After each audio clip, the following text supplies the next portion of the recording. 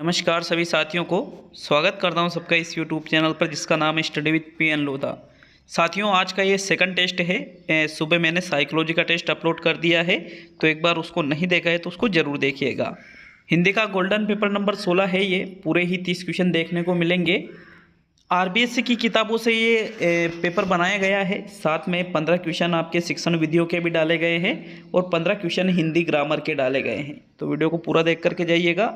Level 1 level 2 में जिनके भी लैंग्वेज फर्स्ट और लैंग्वेज सेकंड हिंदी है उनके लिए काफ़ी ज़्यादा उपयोगी ये पेपर होने वाला है। तो चलिए शुरू करते हैं इस टेस्ट को। पहला क्वेश्चन देखेंगे, वस्तुनिष्ठ प्रश्नों की उपयोगिता का मुख्य कारण है रटाई से मुक्ति, पाठ्यक्रम व्याप्ति, निष्पक्ष मूल्यांकन और विद्यार्थियों का हित। तो प्रश्न संख्या 1 में राइट आंसर कौन सा रहेगा? जो ऑब्जेक्टिव टाइप के क्वेश्चन है, जैसे आपके रीट में जो क्वेश्चन आते हैं वे सारे वस्तुनिष्ठ प्रश्न आते हैं, तो इस प्रकार के प्रश्नों की उपयोगिता का मुख्य कारण क्या माना जाता है साथियों? तो राइट आंसर है विकल्प नंबर 3, निष्पक्ष मूल्यांकन। क्यों? क्योंकि इसमें क्या होता है, या तो बिल्कुल सही आंसर होता है या बिल्कुल गलत। वो अलग बात है कि आरबीएससी दो ऑप्शनों को भी सही मान लेती है, वो अलग चीज़ है, वो इनके ऊपर डिपेंड करता है। बट वस्तुनिष्ठ प्रश्न की विशेषता ये होती है कि इसमें निष्पक्ष मूल्यांकन होता है। इसमें किसी के साथ भी मूल्यांकन में पक्षपात नहीं किया जाता है। तो थर्ड विकल्प आपके प्रश्न संख्या 1 में सही है। नेक्स्ट आगे बढ़ेंगे प्रश्न संख्या 2 पर। तो चलिए दूसरा क्वेश्चन, निम्ब शब्द का तद्भव रूप होगा। अब कई सारे जो स्टूडेंट हैं वो कहेंगे कि सर ये तो हमारे सिलेबस से ही हट गया है तत्सम तद्भव का टॉपिक, लेकिन मैं आपको बता दूं कि लेवल सेकंड में ये है, तो उनको भी ध्यान में रखना पड़ेगा, लेवल फर्स्ट को भी ध्यान में रखना पड़ेगा। उसी के आधार पर ये टेस्ट बनाए जाते हैं साथियों।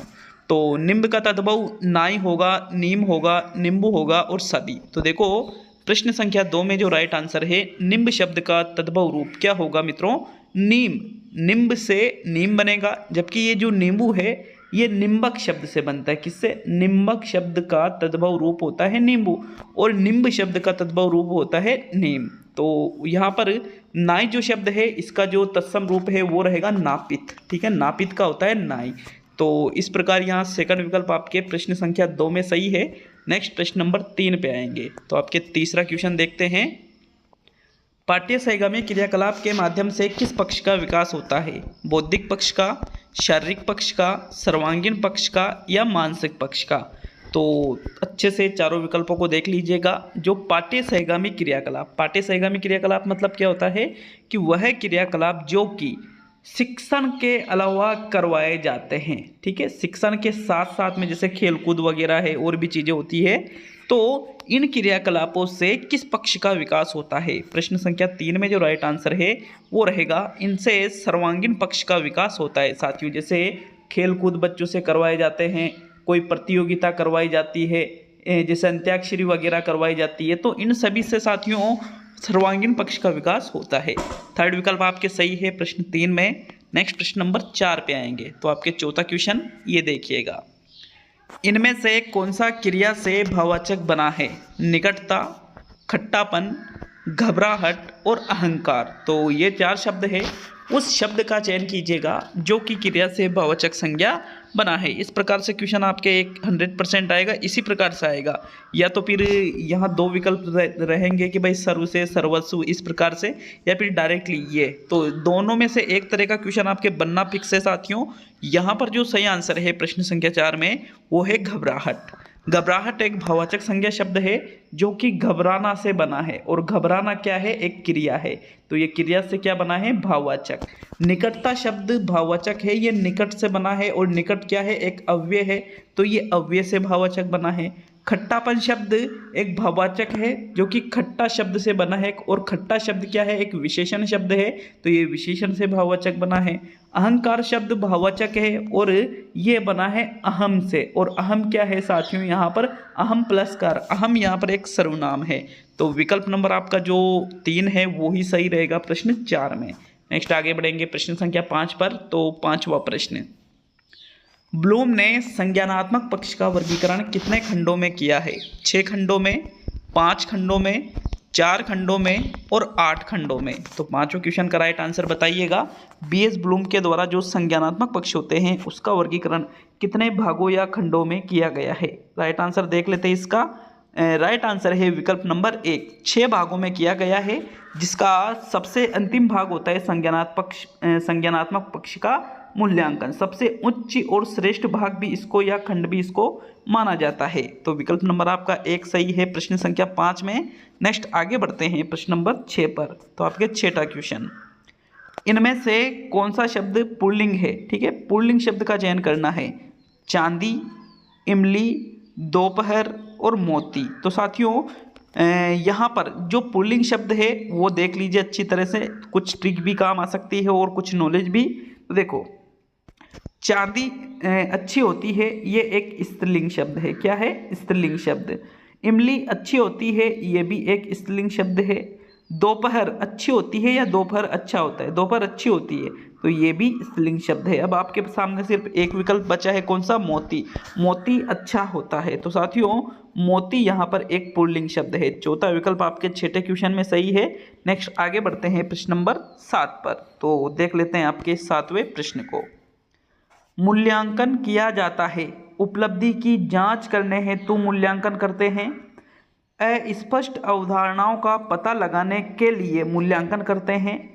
कक्षा में प्रोन्नति के लिए मूल्यांकन करते हैं, या प्रतियोगिता की भावना जागृत करने के लिए मूल्यांकन किया जाता है। तो बताइए इनमें से कौन सा विकल्प आपका राइट रहेगा, जो कि ये बताता है कि मूल्यांकन इसलिए किया जाता है। तो चलिए देख लेते हैं कि भाई कौन सा आंसर सही है।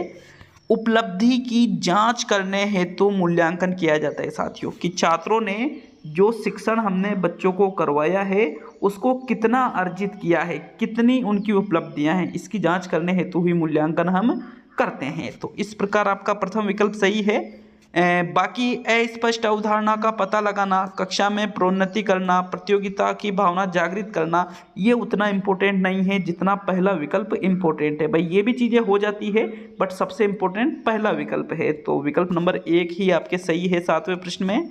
नेक्स्ट प्रश्न संख्या 8 पे आएंगे। तो 8वां क्वेश्चन, इनमें से कौन सा विकल्प वचन की दृष्टि से शुद्ध है? चाचा का चाचे, दादा का दादे, मामा का मामे, भांजा का भांजे। तो साथियों बताइएगा यहाँ पर वचन की दृष्टि से कौन सा विकल्प आपको शुद्ध लग रहा है। साथियों चाचा, दादा, मामा, इनका बहुवचन नहीं बनता है, गलत है ये। ठीक है, मामा का मामे ऐसे नहीं होता है, दादा का दादे, चाचा का चाचे, गलत है। लेकिन यहाँ जो भांजा शब्द है, भानेज बोलते हैं इसको, तो लेकिन मैंने भांजा लिखा, तो भांजा का भांजे, भानेज का भांजे हो सकते हैं। जैसे 2 शब्द होते हैं, एक तो भांजा और एक भतीजा। तो भतीजा का बहुवचन हो जाएगा, भानेज का बहुवचन हो जाएगा, लेकिन मामा, दादा, चाचा का बहुवचन नहीं होता है। तो विकल्प नंबर आपका 4 सही है प्रश्न संख्या 8 में। नेक्स्ट आगे बढ़ते हैं प्रश्न संख्या 9 पर। तो चलिए देख लेते हैं आपके 9वें प्रश्न को। प्रश्न संख्या 9 है, अनुवाद करना किस उद्देश्य से संबंधित है? ज्ञान, अवबोध, ज्ञानोपयोग और कौशल। तो जब हम किसी भी चीज़ का यदि अनुवाद कर लेते हैं तो फिर उससे ज्ञान की पूर्ति हो रही है, अवबोध की पूर्ति हो रही है, ज्ञानोपयोग की पूर्ति हो रही है, या कौशल की पूर्ति हो रही है। तो 9वें क्वेश्चन में जो आपके सही आंसर है वो रहेगा अवबोध। दूसरा विकल्प आपका सही है साथियों। अनुवाद करना, यदि कोई छात्र किसी चीज़ का अनुवाद करता है तो मतलब वो अवबोधात्मक उद्देश्य की पूर्ति कर रहा है। सेकंड विकल्प बिल्कुल सही है। ज्ञान में तो परिभाषा दी जाती है, ठीक है। ज्ञानोपयोग में सीखे गए ज्ञान का उपयोग किया जाता है। इसमें जैसे कविता का सस्वर वाचन करना है, चित्र बनाना है, ये चीज़ें कौशल में आ जाती है। तो इस प्रकार ओनली सेकंड विकल्प राइट है। नेक्स्ट प्रश्न संख्या 10 पे आएंगे। 10वां प्रश्न, काल की दृष्टि से असंबद्ध है।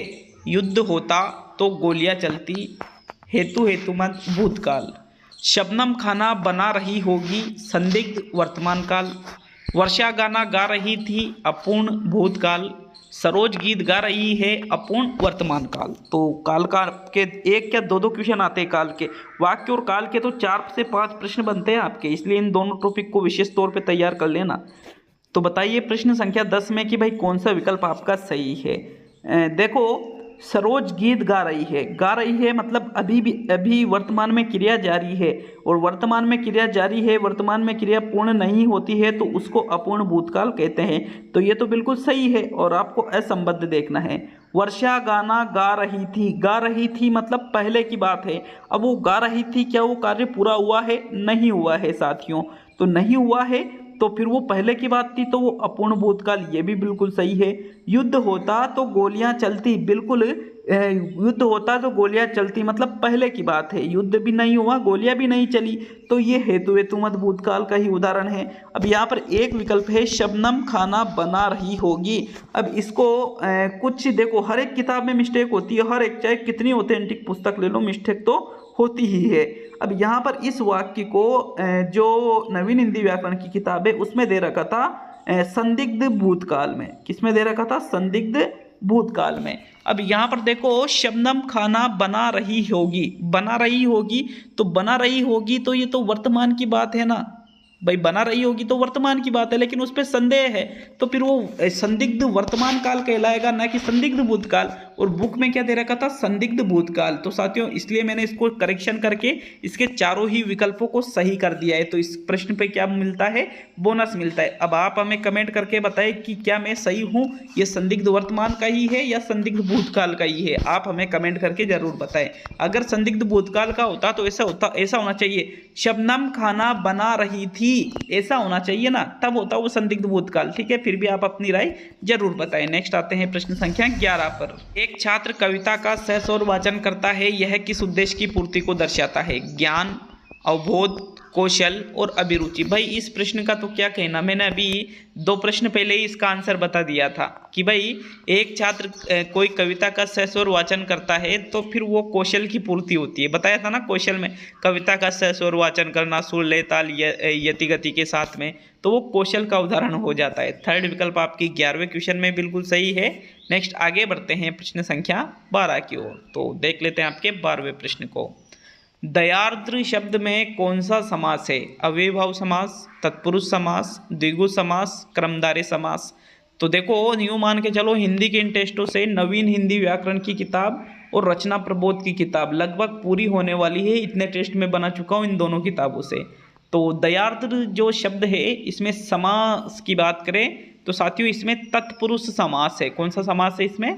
तत्पुरुष। विकल्प नंबर आपका 2 प्रश्न संख्या 12 में बिल्कुल सही है। नेक्स्ट आगे बढ़ेंगे प्रश्न संख्या 13 पर। तो चलिए देख लेते हैं आपके 13वें प्रश्न को। प्रश्न संख्या 13 है, सह संबंध उपागम किसने दिया? जिलर के द्वारा दिया गया, हर्बर्ट के द्वारा दिया गया, जेरोमेस ब्रूनर के द्वारा दिया गया, या मोरिसन के द्वारा दिया गया? तो जो सह संबंध उपागम है, बताइएगा किसके द्वारा दिया गया है। राइट आंसर रहेगा साथियों, सह संबंध उपागम हर्बर्ट के द्वारा दिया गया। किसके द्वारा? हर्बर्ट के द्वारा। विकल्प नंबर आपका 2 सही है प्रश्न संख्या 13 में। नेक्स्ट आगे बढ़ते हैं प्रश्न संख्या 14 पर। तो ये देखिएगा प्रश्न नंबर 14 को, किसमें अन उपसर्ग का प्रयोग नहीं हुआ है? अन हलंत वाला, ठीक है। अनन्य, अनुपम, अनिष्ट, अनुदित। तो बताइए इनमें से कौन सा विकल्प है जिसमें अन उपसर्ग नहीं लगा हुआ है? तो साथियों इसका जो राइट आंसर है, देखो, अनन्य में अन इस प्रकार से बना है, अनन्य शब्द, अन्न प्लस अन्य बराबर शब्द बना है अनन्य, तो ये तो अन उपसर्ग से बना है। अनुपम, अनुपम शब्द बना है अन प्लस उपम। अब अन प्लस उपम बराबर शब्द बनता है अनुपम। अनुपम का मतलब होता है बेहतरीन, सबसे आगे, लाजवाब, बेस्ट, यूँ कह सकते हो आप। तो उपम शब्द का अर्थ ये होता है, कई सारे लोग कहेंगे कि सर उपम का अर्थ क्या होता है, तो मैंने बता दिया है। अनिष्ट का विच्छेद होगा अन प्लस इष्ट, बराबर शब्द क्या बनेगा? अनिष्ट। तो इसमें भी अन उपसर्ग है। लेकिन साथियों ये जो अनुदित शब्द है, इसका विच्छेद होता है अनु प्लस उदित। तो अनुदित में अनु उपसर्ग है, न कि अन। इसलिए आपके जो चौथा विकल्प है प्रश्न संख्या 14 में, यही आपका सही आंसर है। इसमें अनु उपसर्ग नहीं है, बल्कि अनुदित में अनु उपसर्ग लगा हुआ है, अनु प्लस उदित। तो चलिए नेक्स्ट प्रश्न संख्या 15 पर। 15वां क्वेश्चन साथियों, शैक्षिक प्रौद्योगिकी में दृश्य श्रव्य सामग्री को कहा जाता है हार्डवेयर उपागम कहा जाता है, सॉफ्टवेयर उपागम कहा जाता है, दोनों और इनमें से कोई नहीं। तो दृश्य श्रव्य सामग्री का मतलब होता है जिसमें दिखाई भी देता है और सुनाई भी देता है। अब दृश्य श्रव्य सामग्री को शैक्षिक प्रौद्योगिकी के अंतर्गत क्या कहा जाता है? हार्डवेयर उपागम कहा जाता है। विकल्प नंबर आपका 1 सही है। प्रश्न 15 में देखो, जो सॉफ्टवेयर उपागम है उसमें मशीनों से संबंधित चीज़ें नहीं आती, जैसे चार्ट है, मॉडल है, चित्र है, तो ऐसी चीज़ें सॉफ्टवेयर उपागम के अंतर्गत आ जाती है। और जैसे टेलीविज़न है, आपके OHP है, तो ऐसी चीज़ें, कंप्यूटर है, ये हार्डवेयर उपागम के अंतर्गत आते हैं। तो नेक्स्ट प्रश्न संख्या 16 पे आएंगे, आपके 16वां क्वेश्चन। तो साथियों, आपके प्रश्न संख्या 16 ये देखिएगा, ऊनतावाचक तद्धित प्रत्यय का चयन कीजिए। नौकरानी, वासुदेव, पहाड़ी और ममेरा। तो देखो, तद्धित प्रत्यय में एक भेद होता है ऊनतावाचक। ऊनतावाचक का मतलब होता है छोटा, जो किसी छोटी चीज का बोध कराता है, ठीक है। तो जो नौकरानी शब्द है और जो वासुदेव शब्द है और जो ममेरा शब्द है, ममेरा शब्द यहाँ पर संबंधवाचक तद्धित प्रत्यय का उदाहरण है साथियों। वासुदेव जो शब्द है ये अपत्यवाचक तद्धित प्रत्यय का उदाहरण है। अपत्यवाचक मतलब संतानवाचक। लेकिन जो पहाड़ी शब्द है ये पहाड़ प्लस ई से बना है, तो पहाड़ी मतलब पहाड़ से छोटी होती है पहाड़ी, तो ये ऊनतावाचक तद्धित प्रत्यय का उदाहरण। जैसे ढोलक से ढोलकी बन जाता है, तो वो भी ऊनतावाचक तद्धित प्रत्यय का उदाहरण है, ठीक है। थर्ड विकल्प आपके प्रश्न संख्या 16 में सही रहेगा। नेक्स्ट आगे बढ़ेंगे प्रश्न संख्या 17 पर। 17वां क्वेश्चन, इनमें से कौन सा आकाश का पर्याय नहीं है? अनंत, व्योम, शून्य और दृग। तो देखो, 3 विकल्प तो आकाश के पर्याय है, लेकिन एक विकल्प ऐसा है जो कि आकाश का पर्याय नहीं है, उस विकल्प का आपको चयन करना है। तो देखो, 17वें क्वेश्चन में जो राइट आंसर है वो रहेगा दृग। दृग आकाश का पर्यायवाची नहीं है, क्योंकि दृग तो आँख या नेत्र का पर्यायवाची होता है। बाकी जो शून्य शब्द है, जो व्योम शब्द है, जो अनंत शब्द है, ये तीनों ही आकाश के पर्याय है। तो विकल्प नंबर आपका 4 सही है प्रश्न संख्या 17 में। नेक्स्ट प्रश्न नंबर 18 पे आएंगे। तो आपके 18वां क्वेश्चन, प्रयोजना विधि के संबंध में असत्य कथन है, इससे समस्या का व्यवहारिक हल प्राप्त होता है। यह बाल केंद्रित शिक्षण विधि है। उत्पादकता संबंधी गुणों के विकास हेतु इसे उपयुक्त माना जाता है और इस विधि में सभी विद्यार्थी रुचि लेते हैं। तो बताइए, इनमें से कौन सा विकल्प है जो कि प्रयोजना विधि के संबंध में आपको असत्य कथन लग रहा है? तो साथियों, 18वें क्वेश्चन में जो राइट आंसर है वो रहेगा, इस विधि में सभी विद्यार्थी रुचि लेते हैं। ऐसा कोई जरूरी नहीं है कि प्रयोजना विधि में सभी विद्यार्थी रुचि ले, हो सकता है कुछ विद्यार्थी रुचि नहीं ले साथियों, ऐसा जरूरी नहीं है। बाकी व्यवहारिक हल इससे प्राप्त होता है, बाल केंद्रित विधि मानी जाती है, उत्पादकता संबंधी गुणों का विकास होता है, ये तीनों चीज़ें तो होती है, लेकिन चौथा विकल्प यहाँ पर गलत है। इसलिए आपके राइट आंसर कौन सा रहेगा? विकल्प नंबर 4 प्रश्न संख्या 18 में। तो चलिए आगे बढ़ते हैं प्रश्न संख्या 19 पर। 19वां प्रश्न, माता पिता का संतान के प्रति प्रेम कहलाता है ममता, प्यार, वात्सल्य और स्नेह है। तो देखो, वाक्यांश के लिए एकल शब्द नया टॉपिक आपके रीट में जोड़ा गया है। ये देखो, माता पिता का संतान के प्रति जो प्रेम होता है उसको हम वात्सल्य कहते हैं। क्या कहते हैं? वात्सल्य कहा जाता है इसको। थर्ड विकल्प आपका सही है। कमेंट करके बताइए ममता क्या है, कमेंट करके बताइए प्यार किसे कहते हैं, स्नेह किसे कहते हैं, ठीक है। तो आगे बढ़ेंगे अब हम प्रश्न संख्या 20 पर।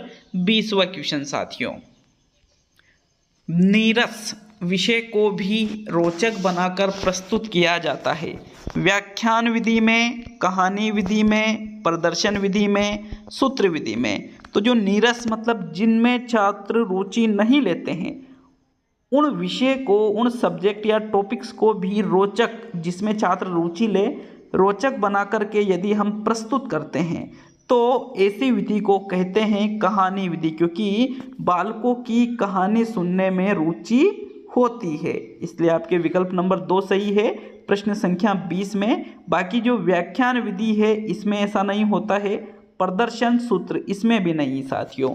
तो प्रश्न संख्या 21 21वें क्वेश्चन की ओर बढ़ते हैं। शुद्ध शब्द का चयन कीजिए।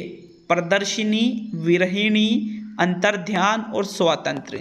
तो यहाँ 3 शब्द तो आपके अशुद्ध है और एक शब्द क्या है, शुद्ध। उसी शब्द को यहाँ पर हमको ढूंढना है, उसको देखना है कि भाई यार ये शुद्ध है और बाकी के तो सारे ही अशुद्ध है। तो निकालिए अपना आंसर कि भाई कौन सा रहेगा, किस विकल्प पे आप जाओगे साथियों। तो राइट आंसर देख लेते हैं। यहाँ पर जो शुद्ध शब्द है वो रहेगा विरहिणी, दूसरा विकल्प सही है। प्रदर्शनी नहीं होता है, प्रदर्शनी होता है साथियों। अंतर्ध्यान नहीं, अंतर्धान होता है, ठीक है।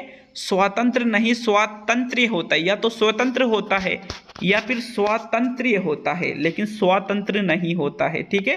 तो इसलिए यहाँ आपके ओनली सेकंड विकल्प ही प्रश्न नंबर 21 में सही रहेगा। तो चलिए आगे बढ़ेंगे प्रश्न संख्या 22 पर। 22वां क्वेश्चन, कहानी, कविता, नाटक और गीतों के माध्यम से बच्चे केवल अपनी तर्क शक्ति का विकास करते हैं, अपनी सांस्कृतिक धरोहर से जुड़ते हैं, केवल मनोरंजन प्राप्त करते हैं या केवल मूल्यों का अर्जन करते हैं। तो 22वें क्वेश्चन में राइट आंसर दीजिएगा। जैसे कहानी है, कविताएं हैं, नाटक है, गीत है, इनके माध्यम से बच्चों में क्या होता है, क्या विकास होता है, क्या चीज़, कौन सा विकल्प सही रहेगा प्रश्न नंबर 22 में। तो देखो राइट आंसर है अपनी सांस्कृतिक धरोहर से जुड़ते हैं, सेकंड विकल्प सही है। क्योंकि जो बाकी के 3 विकल्प है इसमें केवल शब्द आ रहा है और केवल का मतलब उसके अलावा और कुछ नहीं। केवल मनोरंजन ही प्राप्त करेंगे ये बिल्कुल गलत है। मूल्यों का ही अर्जन करेंगे क्या, और भी तो चीज़ें सीखेंगे। तर्क शक्ति के अलावा मूल्यों का भी अर्जन करेंगे, मूल्यों के अलावा तर्क शक्ति भी होगी। तो इसलिए ये केवल शब्द यहाँ पर इन विकल्पों को गलत करा देता है। तो विकल्प नंबर कौन सा सही है आपके, दूसरा विकल्प 22वें प्रश्न में सही रहेगा। चलिए आगे बढ़ेंगे प्रश्न संख्या 23 पर। 23वां प्रश्न, तुम इसी समय रवाना हो जाओ ताकि गाड़ी मिल सके। वाक्य रचना की दृष्टि से है, सरल वाक्य है, संयुक्त वाक्य है, मिश्र वाक्य है या संदेहवाचक वाक्य है। तो रचना की दृष्टि से वाक्य के 3 ही प्रकार होते हैं, सरल, संयुक्त और मिश्र। यहाँ पर संदेहवाचक वाक्य रचना की दृष्टि से नहीं होता है, तो इसको तो हम अलग कर देते हैं। अब हमारे सामने 3 विकल्प बचे हैं, सरल, संयुक्त और मिश्र। 3 में से एक विकल्प सही है। तो जो ये वाक्य है, तुम इसी समय रवाना हो जाओ ताकि गाड़ी मिल सके, तो यहाँ पर गाड़ी मिल सके, तुम इसी समय रवाना हो जाओ, ये दोनों एक वाक्य से जुड़े हुए हैं एक दूसरे से, इसलिए ये एक मिश्र वाक्य का उदाहरण है। थर्ड विकल्प आपके 23 में सही है। नेक्स्ट प्रश्न नंबर 24 पे आते हैं। देखो किसी भी प्रश्न पे आपको डाउट हो तो कमेंट कर दीजिएगा। जहाँ तक अगर आपका डाउट सही है तो बिल्कुल उसको क्लियर किया जाएगा साथियों। प्रश्न नंबर 24 को देखेंगे। 24वां क्वेश्चन, उच्च प्राथमिक स्तर पर भाषा शिक्षण का सर्वोपरि उद्देश्य है भाषा के सौंदर्य शास्त्र से परिचित करना, निजी अनुभवों के आधार पर भाषा का सृजनशील प्रयोग, विभिन्न साहित्यिक विधाओं का गहनतम ज्ञान प्राप्त करना और सरसरी तौर पर तीव्र गति से पढ़ना। तो देखो उच्च प्राथमिक स्तर पर बात यहाँ पर की जा रही है। कक्षा 6 से 8 तक की जो कक्षाएं होती है वो होता है उच्च प्राथमिक स्तर। 1 से 5 तक तो प्राथमिक स्तर है। तो वहाँ पर भाषा शिक्षण जो हम कराते हैं उसका सर्वोपरि मतलब सबसे उच्च उद्देश्य, सबसे अच्छा उद्देश्य, सबसे बेस्ट उद्देश्य क्या रहेगा? तो राइट आंसर है विकल्प नंबर 2, निजी अनुभवों के आधार पर भाषा का सृजनशील प्रयोग करना उच्च प्राथमिक स्तर पर भाषा शिक्षण का सर्वोपरि उद्देश्य माना जाता है साथियों। सेकंड विकल्प सही है प्रश्न नंबर 24 में। तीव्र गति से पढ़ना तो कोई उद्देश्य नहीं होता है। साहित्यिक विधाओं का गहनतम ज्ञान उच्च प्राथमिक नहीं बल्कि माध्यमिक और उच्च माध्यमिक स्तर पर होता है। सौंदर्य शास्त्र से परिचित कराना ये भी नहीं होता है साथियों। नेक्स्ट प्रश्न नंबर 25 पे आएंगे। 25वां क्वेश्चन, अध्यापक जी भूगोल छात्रों को पढ़ा रहे हैं। वाक्य में अशुद्धि का कारण है। क्रम भंग संबंधी अशुद्धि है, कारक संबंधी अशुद्धि है, क्रिया संबंधी अशुद्धि है और मुहावरे से संबंधित अशुद्धि है। तो देखो अध्यापक जी भूगोल छात्रों को पढ़ा रहे हैं, तो ये जो वाक्य है ये एक अशुद्ध वाक्य है और इसका शुद्ध वाक्य क्या रहेगा? अध्यापक जी छात्रों को भूगोल पढ़ा रहे हैं। तो यहाँ पर ये क्रम भंग संबंधी अशुद्धि है साथियों। विकल्प नंबर आपका 1 सही है। अब यूँ मत कहना कि सर हमारे ये तो सिलेबस में नहीं है, पिछली बार भी यहाँ से क्वेश्चन आया था कारक संबंधी अशुद्धि का, ठीक है, इसलिए मैं यहाँ से क्वेश्चन लेता हूँ। तो विकल्प नंबर आपका 1 सही है 25 में। नेक्स्ट प्रश्न नंबर 26 को देखेंगे। भाषा का प्राथमिक रूप कौन सा होता है? व्याकरणिक रूप, लिखित रूप, मौखिक रूप और नियमबद्ध रूप। तो देखो, जब बालक भाषा को सीखता है तो उसका जो प्राथमिक रूप है वो होता है मौखिक रूप। सबसे पहले मौखिक रूप से वो भाषा सीखता है। व्याकरणिक तो स्कूल में आने के बाद में सीखेगा, लिखित भी लगभग स्कूल में आने के बाद ही सीखता है, नियमबद्ध भी बाद में सीखता है साथियों। इसलिए थर्ड विकल्प जो मौखिक वाला है यही 26 में सबसे बेस्ट विकल्प है। तो चलिए आगे बढ़ते हैं प्रश्न नंबर 27 पर। 27वां क्वेश्चन देखेंगे। मोहन इधर आओ, यहाँ एक ये चिन्ह है। वाक्य में किस चिन्ह का प्रयोग किया गया है? विस्मय सूचक चिन्ह, निर्देशक चिन्ह, अल्पविराम चिन्ह, संबोधक चिन्ह। तो देखो, नॉर्मली हम इसको विस्मय सूचक चिन्ह में ही देखते हैं, लेकिन विस्मय सूचक में किसी चीज़ का आश्चर्य होता है हमें, ठीक है। अब आश्चर्य होगा या विस्मय, आश्चर्य, घृणा, प्रेम इत्यादि को के लिए ये विस्मय सूचक चिन्ह का प्रयोग किया जाता है। लेकिन यहाँ पर हमें ऐसा कुछ नहीं लग रहा है कि भाई कोई आश्चर्य, कोई अचरज लगा हो हमें। यहाँ पर बुलाया जा रहा है तो संबोधन किया जा रहा है, इसलिए इसको हम संबोधक चिन्ह कहेंगे। अगर इस चिन्ह में कहीं पर कोई उच्चारित करके किसी को बुलाता है तो वो संबोधक चिन्ह कहलाएगा, न कि विस्मय सूचक। विकल्प नंबर आपका 4 सही है 27 में। नेक्स्ट देखेंगे प्रश्न नंबर 28 को। तो आपके 28वां क्वेश्चन, उपचारात्मक परीक्षण करने की आवश्यकता है। छात्रों की कमियों में सुधार करना, छात्र की भाषा संबंधी क्षमता का मूल्यांकन करना, छात्र की कमजोरियों का पता लगाना और छात्र में सद्वृत्तियों का विकास करना। तो बताइए इनमें से उपचारात्मक परीक्षण जो हम करते हैं उसकी आवश्यकता क्या होती है? 28वें क्वेश्चन में जो राइट आंसर है साथियों वो रहेगा, कमियों में सुधार करने के लिए उपचारात्मक शिक्षण किया जाता है, जबकि कमजोरियों का पता लगाने के लिए निदानात्मक शिक्षण किया जाता है। तो विकल्प नंबर आपका 1 सही है 28 में। नेक्स्ट प्रश्न संख्या 29 जो कि आपका सेकंड लास्ट क्वेश्चन है साथियों। वीडियो अच्छा लगे तो लाइक शेयर जरूर करिएगा वीडियो को, और चैनल पर नए हो तो चैनल को सब्सक्राइब करके हमें मोटिवेट जरूर करिएगा। इनमें से किस मुहावरे का अर्थ घड़ों पानी पड़ने से लिया जाता है? बहुत लज्जित होना, बहुत खुश होना, बहुत बेशर्म होना और बहुत मेहनत करना। तो देखो, घड़ों पानी पड़ना, कोई कहता है कि भाई घड़ों पानी पड़ गया यार, तो मतलब यूँ हुआ कि बहुत लज्जित होना साथियों, ठीक है।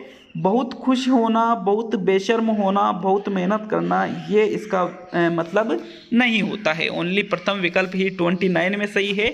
अब आज का अंतिम और 30वां क्वेश्चन देख लेते हैं। तो आते हैं 30वें प्रश्न पे। कमेंट करके बताइएगा कि 30 में से आपने कितने क्वेश्चन सही किए हैं। पाठ योजना में सबसे पहले आवश्यकता होती है मूल्यांकन प्रश्नों की, सहायक सामग्रियों की, प्रस्तावना की और शिक्षण उद्देश्यों की। तो जब हम पाठ योजना का निर्माण करते हैं तो सबसे पहले हमें किसकी आवश्यकता होती है? मूल्यांकन प्रश्नों की नहीं, सहायक सामग्री की नहीं, प्रस्तावना की नहीं, इनकी आवश्यकता बाद में होती है। सबसे पहले हमें शिक्षण उद्देश्यों की आवश्यकता होती है कि आखिर हम जो बच्चों को पढ़ा रहे हैं वो क्या परिवर्तन लाएगा बच्चों में, ठीक है। विकल्प नंबर आपका 4 सही है 30वें क्वेश्चन में। तो ये रहा आज का पेपर, कैसा लगा हमें कमेंट करके जरूर बताइएगा।